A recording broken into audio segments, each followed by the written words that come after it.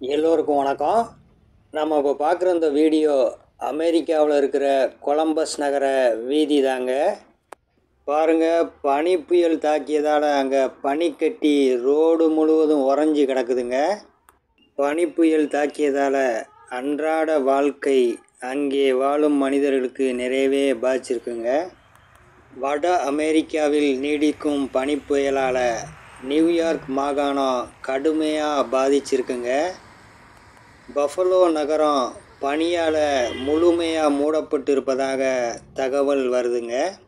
இதனால் பொதுமக்கள் தேவையில்லாமல் வெளியே வர வேணாம்னு அரசாங்கம் வேண்டுகோள் விடுத்திருக்காங்க. இந்த பனிப்பொழிவு மற்றும் குளிரால் நாடு முழுவதும் 50க்கும் மேற்பட்டோர் இறந்திருக்கலாம் என தகவல் வெளியாகி இருக்குதுங்க.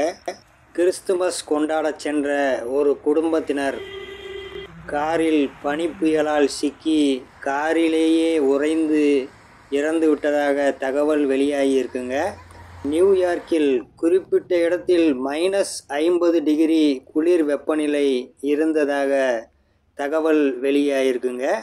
பனியில் உறைஞ்சி விலங்குகள் இறந்து கிடந்ததாக தகவல்கள் வெளியாகிருக்குங்க.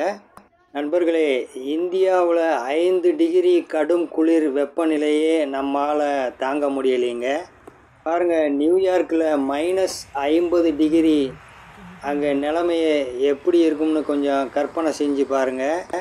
அமெரிக்காவில் பனிப்பொழிவு குறைய வேண்டும். அமெரிக்காவில் வாழும் மக்கள் அனைவரும் பாதுகாப்பாக இருக்க வேண்டும். எல்லா மக்களும் பாதுகாப்பாக இருந்திட நாம் அனைவரும் பிரார்த்தனை செய்வோம். நன்றி, வணக்கம்.